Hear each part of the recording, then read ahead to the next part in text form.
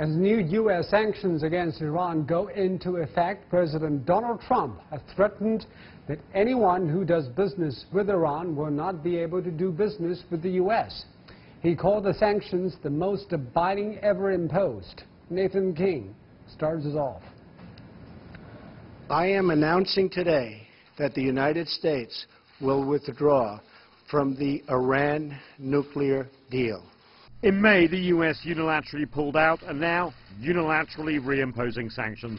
The first round hitting Tuesday are financial and business related, including banning Iran from buying any U.S. currency, trading in gold and other precious metals, and transactions related to the Iranian currency, as well as hitting Iran's auto and airplane sector.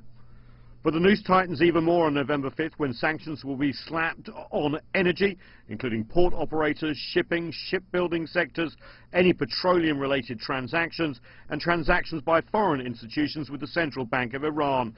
The White House says the offer of direct talks between the U.S. President Donald Trump and Iranian President Hassan Rouhani still stands, but there will be no sanctions relief ahead of any meeting.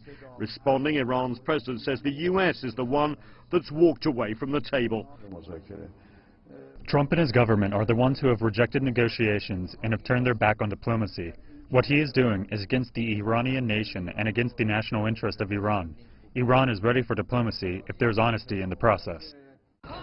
The U.S. says its policy is already working, citing the fall in the Iranian currency and domestic protests over economic conditions in Tehran. Denying that it's working to achieve regime change in Iran, Washington says it wants a change in regime behavior. But the economic noose is tightening, and Washington says it aims to cut Iranian oil exports to zero by November. In reaction to U.S. pressure, China and other nations have vowed to continue buying Iranian oil. From Europe to Asia, nations say it is the U.S. that is putting international security in jeopardy by pulling out of the Iran nuclear deal, which all other signatories except Washington say was working well. Iran has said it will respond. Things could escalate quickly. Nathan King, CGTN, Washington.